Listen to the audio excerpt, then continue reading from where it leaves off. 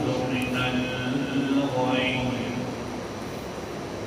الآية صدق الله العظيم لا اکراہ نہیں ہے کوئی زبردستی فی الدین دین میں آنے میں قد کیونکہ تبین الرشد نکھر کر سامنے آ گیا الرشد بھلائی والا راستہ من الغی شرک والے راستے سے کل کے سبق میں یہ علت بیان کی گئی کہ اللہ تعالیٰ نے فرمایا کہ دین کے اندر آنے میں زبردستی کیوں نہیں ہے کیونکہ توحید والے راستے واضح ہو گئے ہیں شرک والے راستے سے کہ آیت الکرسی کے اندر ہم نے 11 دلائل سے سمجھایا کہ توحید یہ ہوتی ہے اور شرک یہ ہوتا ہے جب اتنے دلائل دے دیے گئے تو اب زبردستی کرنے کی کیا ضرورت ہے کہ تمہارے اوپر فرشتے مقرر کر دیے جائیں تمہارے اوپر کوئی زبردستی کرنے والے مقرر کر دیے جائیں کہ دین میں آؤ ورنہ تمہاری خیر نہیں ایسا ہے ہم نے یہ دلائل دیے اور پھر اس دلائل کے بعد ہم نے انتظام بھی فرمایا سیدھے راستے کی طرف آنے میں انتظام کی کل کی حدیث میں نے آپ کے سامنے پیش فرما دی ترمذی شریف کی اور مسند احمد کی کہ اللہ نے کیسا انتظام کیا ہوا ہے سیدھے راستے کی طرف لے کے آنے کا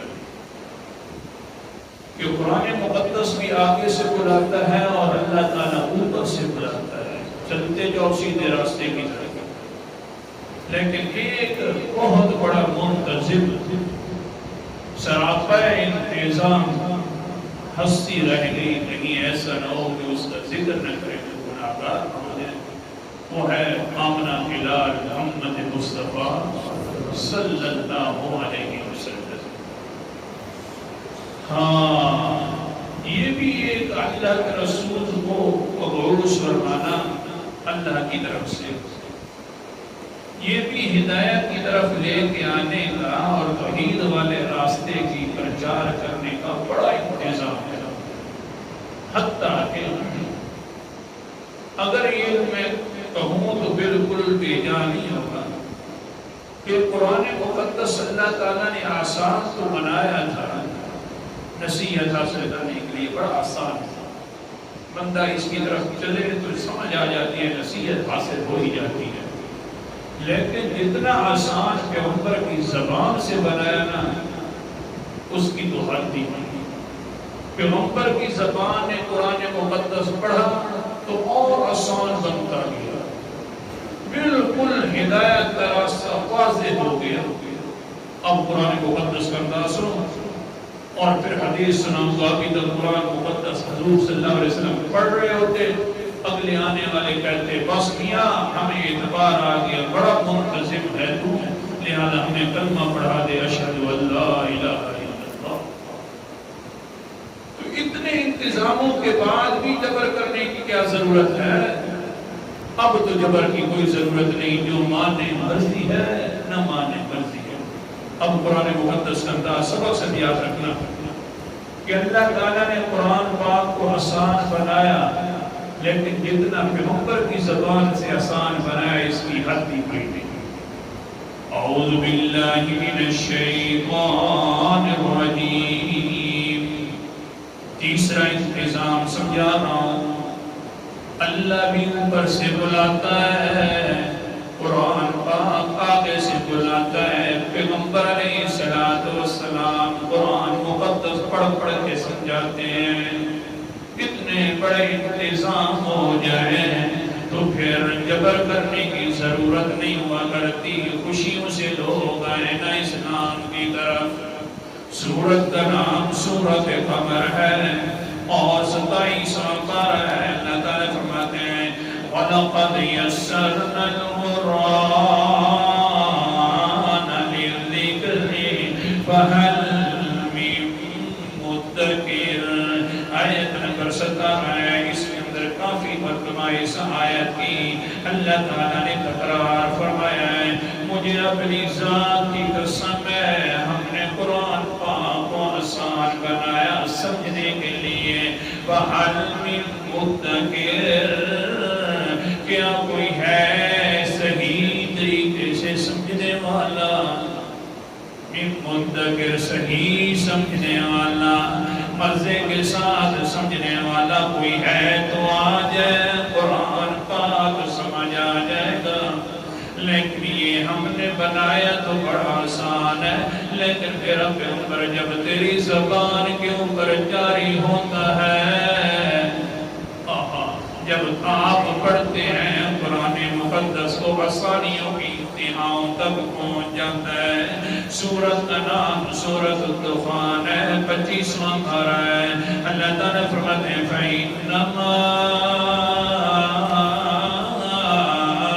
يَسَّرْنَاهُ بِلِسَانِكَ لَعَلَّهُمْ يَتَذَكَّرُونَ۔ پکی بات ہے، ہم نے اس کو آسان کیا کہ لسانی کا، آپ کی زبان کے ساتھ۔ آپ پڑھتے ہیں تو آسان ہو جاتا ہے، آپ کی زبان کی وجہ سے آسان کر دیا۔ لعلہم یتذکرون، تاکہ رزلٹ یہ نکلے کہ نصیحت حاصل کر لیں۔ میں نے بھی آسان کیا، پھر تیری زبان تو اور زیادہ آسان کر دیتی ہے۔ کتنا آسان، توجہ سے بیٹھو، مسلم شریف کی حدیث سنا رہا ہوں، کتنا آسان ہے۔ عن عبداللہ بن عباس رضی اللہ تعالیٰ عنہما قال ان زمادا قدم مکۃ مکان من ازد شنوعتها وكان يرتقي من هذا الريح قد سمع سفهاء أهل مكة يقولون إن محمدا مجنون۔ حضرت زماد ابھی تک حضرت نہیں بنے، بہت بڑا ایک منتر پڑھنے والا انسان تھا۔ اس شنوہ سے آیا، قبیلہ کا نام ہے۔ مکہ والوں نے بلایا ہے کہ یار ہمارے پاس مجنونوں کی کثرت ہو گئی ہے جی، ہر وقت زیادہ جنون آ گیا ہے۔ کوئی ادھر سے پڑھے لا الہ، کہہ دو نا لا الہ الا اللہ، کوئی ادھر سے پڑھے لا الہ الا اللہ۔ اتنے جنون آ گیا ہے کہ گھر گھر کے اندر جھگڑا پڑ گیا ہے، جاؤ جلدی کرو زماد کو بلا کر لاؤ۔ وہ جو بحر کے علاقے کا تھا، زماد آ گیا ہے، کوئی یہ منتر پڑھتا ہے تو مجنون صحیح ہو جاتے ہیں۔ ہاں، صحابہ اکرام کو پکڑ پکڑ کر جنونیت والے منتر پڑھائے جا رہے تھے، جس کے اوپر بھی پڑھا جاتا تھا۔ صحابی کہتے ہیں یار ہم تو یہ پڑھ رہے ہیں، لیکن اگر تو نہیں جانا ہے تو ہمارے پیغمبر کے پاس چلا جا، وہ زماد منتر پڑھنے والا۔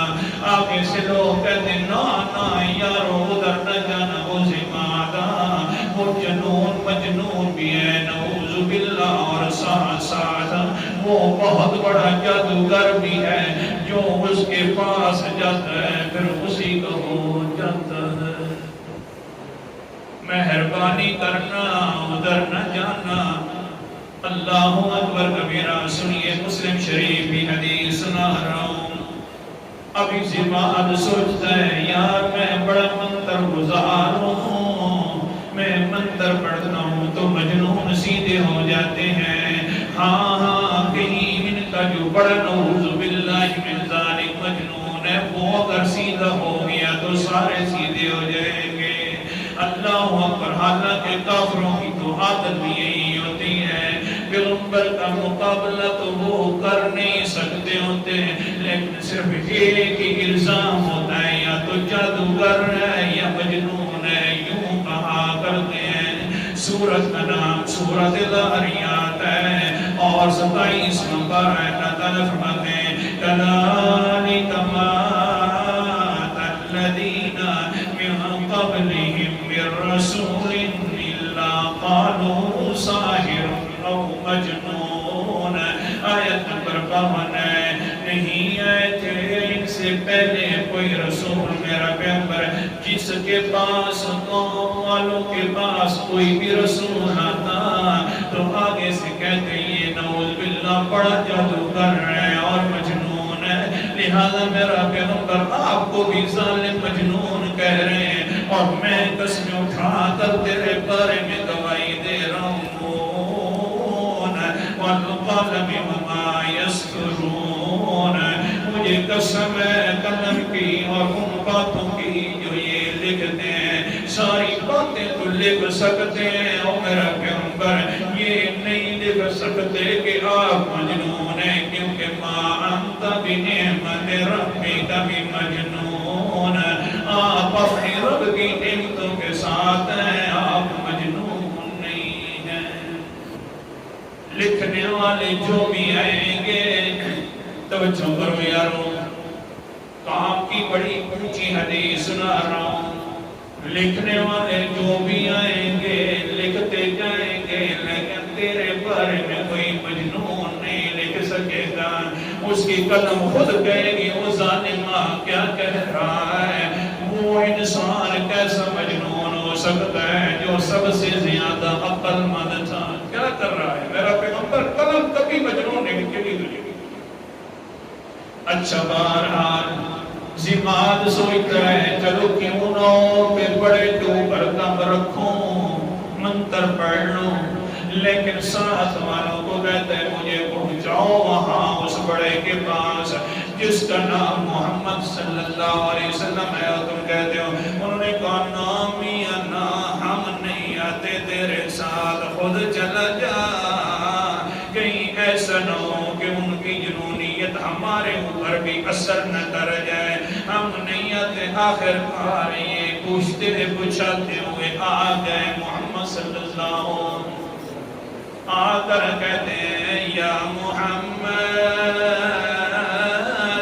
انی ارقی من هذا الریح حلقا، او محمد صاحب جی میں بہت بڑا منتر پڑھنے والا انسان ہوں، میرے منتر کے ساتھ بڑے بڑے مجنون صحیح ہو جاتے ہیں، میں نے سنا ہے تو بھی نعوذ باللہ من ذالک مجنون ہے، مجنون بھی نہیں ہے بلکہ مجنونوں کا بھی سردار بن رہا ہے، اس لیے میرا دل کرتا ہے تیرے اوپر منتر پڑھوں۔ اللہ کا رسول نے آنکھیں اٹھا کر دیکھا، جب آنکھیں اٹھا کر دیکھا تو اللہ کا رسول پڑھنے لگ گئے، اب سبحان اللہ کیا کہتے ہیں، ان الحمد للہ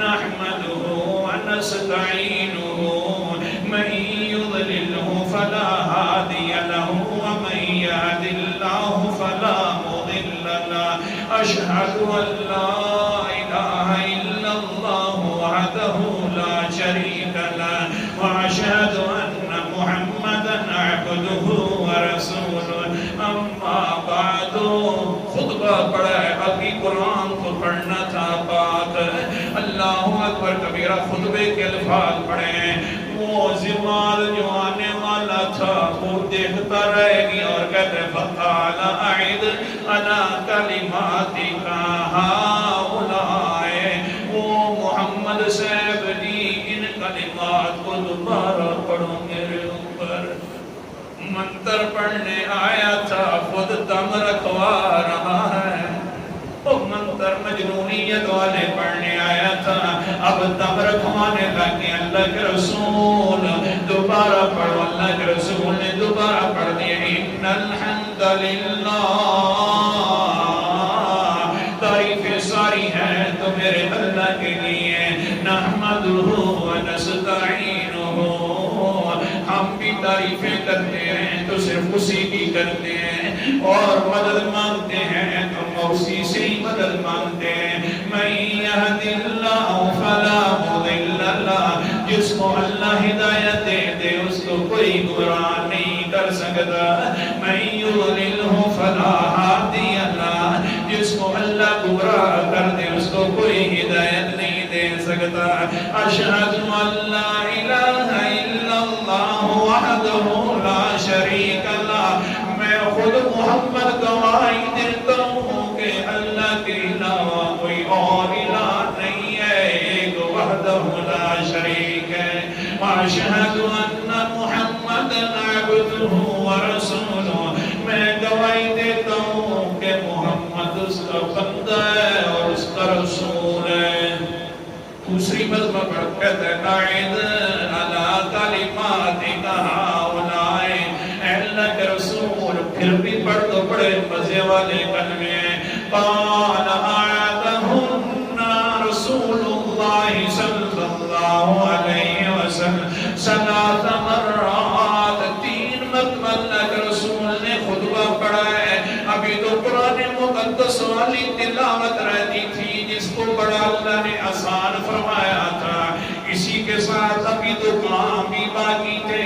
کیا ہوا پھر سنیے نا, آگے کہتے لقد سمعتم قول الکہنۃ وقول السحرۃ وقول الشعراء ما سمعتم مثل کلماتک ہؤلاء. او اللہ کے رسول جی, میں نے بڑے بڑے شعراء کے کلام سنے ہیں. اللہ کے رسول جی, میں نے کاہنوں کے بھی بڑے کلام سنے ہیں, میں نے جادوگروں کے بھی بڑے کلام سنے. مجھے اللہ کی قسم ہے اس طرح کا کلام میں نے کسی سے نہیں سنا ہے. اونچا بول دو سبحان اللہ. یا اللہ ان کو بھی ہدایت دے. اللہ اکبر کبیرہ. سورت کا نام سورت کہف ہے, 15واں پارہ ہے. اللہ اکبر کبیرہ. اللہ تعالیٰ جو آخر کا اسباب کر رہے تھے نا, سورت کا نام سورت کہف ہے, نمبر 17. اللہ تعالیٰ فرماتے ہیں من یہد اللہ فہو المہتد ومن یضلل فلا تجد لہ ولیا مرشدا. جس کو اللہ تعالیٰ ہدایت دے دے وہی ہدایت پا لیتا ہے, جس کو اللہ تعالیٰ گمراہ فرما دے اس کا کوئی مددگار نہیں ہے, کوئی ہدایت دینے والا نہیں ہے. یہ جو ہدایت والے اسباب اللہ تعالیٰ کر رہے تھے, سماعت آیا ہے مجنونیت والے منتر پڑھنے کے لیے. آپ بیٹھے ہوئے اور ہاتھ کانپ رہے اور کہتے ہیں اسلام. اللہ کے رسول نے قرآن مقدس بعد کے اندر سناتے رہنا, تیری زبان میں بھی اتنی مٹھاس ہے کہ آگے خود بخود باتیں سمجھ آ جاتی ہیں. اپنا ہاتھ آگے کیجئے اور مجھے کلمہ اسلام پڑھا دیجئے. سبحان اللہ. آیا تھا منتر پڑھنے کے لیے, اب دم کروا کے جا رہا ہے. اور آگے کیا کہتا ہے, جا بھی رہا ہے اور کہتا ہے وَقَدْ بَلَغْنَا فَمُوسَى الْبُحُورَ.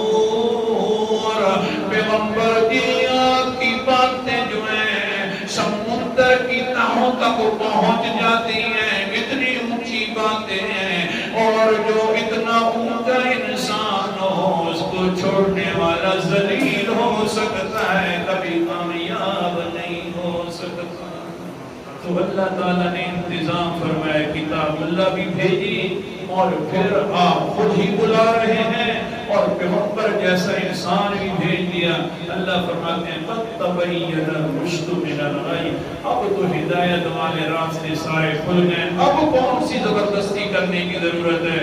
جس کی مرضی ہے آ جائے, جس کی مرضی ہے نہ آئے. نہیں آئے گا تو پھر میں پوچھوں گا. آخر دعوانا ہے.